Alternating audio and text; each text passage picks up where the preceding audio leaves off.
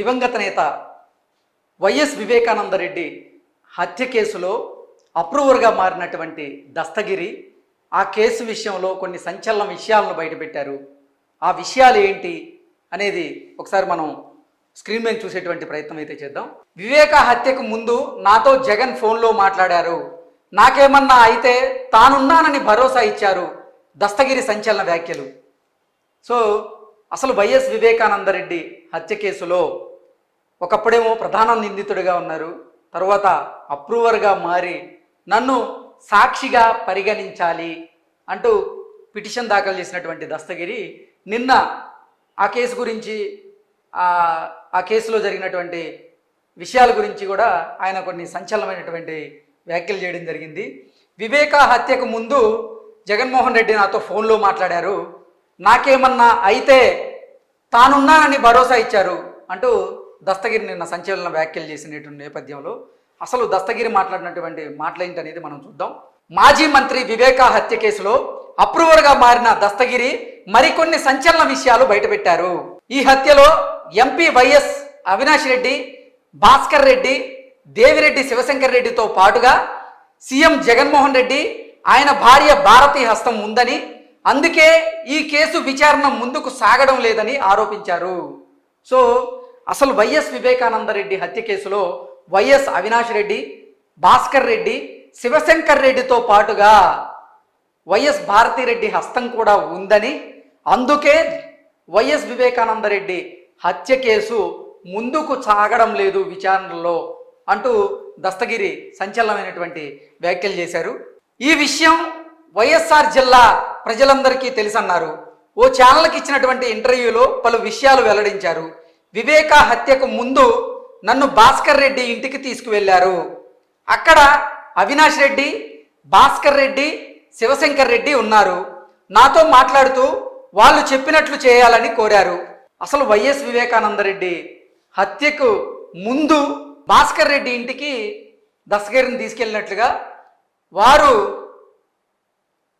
దస్తగిరితో మాట్లాడుతూ మేము చెప్పింది చేయాలని కోరారని, దాంతో దస్తగిరి నేను వెనక్కి వచ్చాను అంటూ చెబుతూనే వెంటనే అవినాష్ రెడ్డి ఫోన్ ద్వారా జగన్మోహన్ రెడ్డి నాతో మాట్లాడుతూ దస్తగిరి మా వాళ్ళు ఏం చెబితే అది చెయ్యి, ఏమన్నా ఉంటే నేను చూసుకుంటానని చెప్పారు.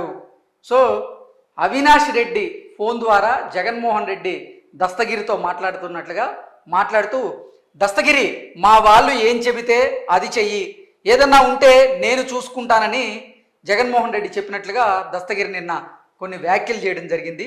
దీంతో ధైర్యంగా రంగంలోకి దిగాను, భారతి సూచన లేనిదే జగన్ కూడా ఈ సాహసానికి పాల్పడే అవకాశం లేదు అంటూ దస్తగిరి నిన్న వెల్లడించారు. సో అసలు జగన్మోహన్ రెడ్డి అవినాష్ రెడ్డి ఫోన్తో దస్తగిరితో మాట్లాడుతున్నట్లుగా దస్తగిరి మా వాళ్ళు ఏం చెప్తే నువ్వు అది చెయ్యి, నీకు ఏం కాకుండా నేను చూసుకుంటా అంటూ జగన్మోహన్ రెడ్డి నాకు భరోసా ఇచ్చారని, జగన్మోహన్ రెడ్డి భరోసా మేరకే ధైర్యంగా దస్తగిరి రంగంలో దిగినట్లుగా ఆయన కొన్ని వ్యాఖ్యలు చేయడం జరిగింది. అలాగే అసలు వైఎస్ భారతిరెడ్డి సూచన లేకుండా జగన్మోహన్ రెడ్డి ఈ సాహసానికి పాల్పడే అవకాశం లేదు అంటూ దస్తగిరి వెల్లడించారు. జగన్మోహన్ రెడ్డి అండతోనే ఇవన్నీ జరిగాయి. వివేకానందరెడ్డి హత్య వెనక జగన్మోహన్ రెడ్డి భార్య హస్తం ఉన్నందునే సాక్ష్యాలను చేర్పే ప్రయత్నం చేశారు. కడపలో సిబిఐ ఎస్పీ రామ్ సింగ్ పైనే కేసు పెట్టారు. సిబిఐ వాహన డ్రైవర్పై బెదిరింపులకు దిగారు. జగన్ అండ లేకపోతే వివేక ఇంట్లో కుక్క కూడా చనిపోదు అని దస్తగిరి పేర్కొన్నారు. నాకు గుండె ధైర్యం ఉన్నందునే ఎర్రగంగిరెడ్డి దస్తగిరికి ఉన్నటువంటి గుండె ధైర్యం వల్లే వైఎస్ వివేకానందరెడ్డిని హత్య చేసేందుకు ఎర్రగంగిరెడ్డి దస్తగిరిని ఎంచుకున్నట్లుగా దస్తగిరి నిన్న కొన్ని వ్యాఖ్యలు అయితే చేశారు. అప్రూవర్గా మారే ముందు నా నిర్ణయాన్ని ఎర్రగంగిరెడ్డికి స్పష్టంగా చెప్పాను. అప్రూవర్గా మారినట్లయితే తనతో పాటు జగన్ దంపతులు కూడా జైలుకు పోయే పరిస్థితి వస్తుందని ఎర్రగంగిరెడ్డి నన్ను హెచ్చరించారు అంటూ దస్తగిరి కొన్ని కమెంట్స్ చేశారు. కానీ అప్రూవర్గా మారకపోయి ఉంటే తెలుగుదేశం పార్టీపై కేసు నెట్టేసేవారని నిన్న దస్తగిరి ఆరోపించారు. నన్ను వేధించిన వైకాపా నేతలను వదిలిపెట్టనని వారు ప్రజల్ని మోసగించే వ్యక్తులని దస్తగిరి పేర్కొన్నారు.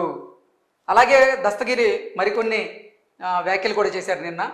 నా ఫోన్ ట్యాపింగ్లో ఉంది, నేను తప్పు చేశాను, పశ్చాత్తాపంతో అప్రూవర్గా మారాను, ఎన్ని కోట్ల డబ్బులు ఇచ్చినా తలగ్గను, మళ్ళీ జగన్ అధికారంలోకి వస్తే లక్షల హత్యలు జరుగుతాయి, ప్రజలు ఆలోచించి ఓటు వేయాలి, నేను నిందితుడుగా కాకుండా అప్రూవర్గా వెళ్ళి ప్రజలను ఓటు అడుగుతానంటూ కూడా దస్తగిరి నిన్న తెలిపారు.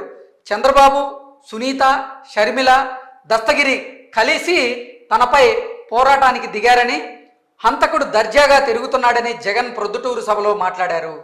సో జగన్మోహన్ రెడ్డి బస్సు యాత్రలో భాగంగా చంద్రబాబు, సునీత, షర్మిల, దస్తగిరి కలిసి తనపై పోరాటానికి దిగారని, హంతకుడు దర్జాగా బయట తిరుగుతున్నాడని జగన్మోహన్ రెడ్డి మాట్లాడిన నేపథ్యంలో అది విడ్డూరం, నా ఫోన్ ట్యాపింగ్లో ఉంది, నేను ఎవరితో మాట్లాడుతున్నానో తెలుసుకోవచ్చు, నాలో నీతి నిజాయితీ ఉన్నందునే పారిపోకుండా సీఎం ఇంటి పక్కనే బ్రతుకుతున్నా అంటూ కూడా దస్తగిరి గారు నిన్న సంచలనమైనటువంటి వ్యాఖ్యలు చేశారు. సునీతతో నాకు ఒప్పందం ఉన్నట్లు అవినాష్ రెడ్డి నిరూపిస్తే నేను జైలుకు వెళ్లేందుకు సిద్ధంగా ఉన్నా అంటూ కూడా దస్తగిరి గారు నిన్న కొన్ని వ్యాఖ్యలు అయితే చేశారు. నిరూపించలేకపోతే అవినాష్ రెడ్డి సిద్ధమా అని దస్తగిరి ప్రశ్నించారు.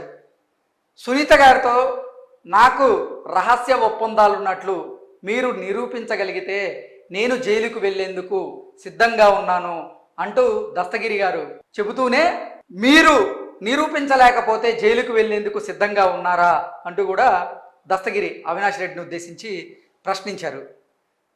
నా నామినేషన్కు అడ్డంకులు, పులివెందుల్లో జై భీమ్ భారత్ పార్టీ తరపున ఎమ్మెల్యేగా పోటీ చేయడానికి తాను ప్రయత్నిస్తుంటే పోలీసులు అడ్డుకుంటున్నారని దస్తగిరి వాపోయారు. పులివెందుల్లో ఆయన మంగళవారం మీడియాతో మాట్లాడారు. ఈ నెల 25వ తేదీన నామినేషన్కు సిద్ధమవుతుండగా అదే రోజు జగన్ నామినేషన్ వేస్తారని పోలీసులు ఆంక్షలు పెట్టారు. జగన్ నామినేషన్ వేసే రోజు ఇతరులు వేయరాదనే నిబంధన ఉందా? సీఎం ఇంటికి దగ్గరలోనే నా ఇల్లు ఉంది, అక్కడ జై భీమ్ పార్టీ పోస్టర్లు, బ్యానర్లు పెడితే తీసేయాలని పోలీసులు బెదిరిస్తున్నారు అంటూ ఆరోపించారు. తాను జైల్లో ఉన్నప్పుడు పార్టీ అధినేత జడా శ్రవణ్ కుమార్ ఆదుకున్నట్లుగా ఆయన గుర్తు చేశారు.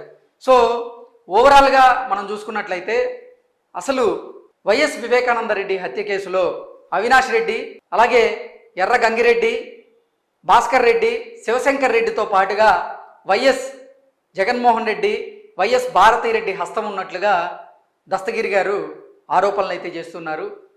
వైఎస్ వివేకానంద రెడ్డి హత్యకు ముందు జగన్మోహన్ రెడ్డి అవినాష్ రెడ్డి ఫోన్తో నాతో మాట్లాడారు, మా వాళ్ళు ఏం చెప్తే అది నువ్వు చెయ్యి, నీకేం కాకుండా నేను చూసుకుంటాను అనేటువంటి భరోసా అయితే ఇచ్చారు. ఆ భరోసాతోనే నేను వైఎస్ వివేకానంద రెడ్డిని హత్య చేశాను అన్నట్లుగా దస్తగిరి గారు అయితే కొన్ని సంచలన విషయాలను బయటపెట్టడం జరిగింది. Thank you so much.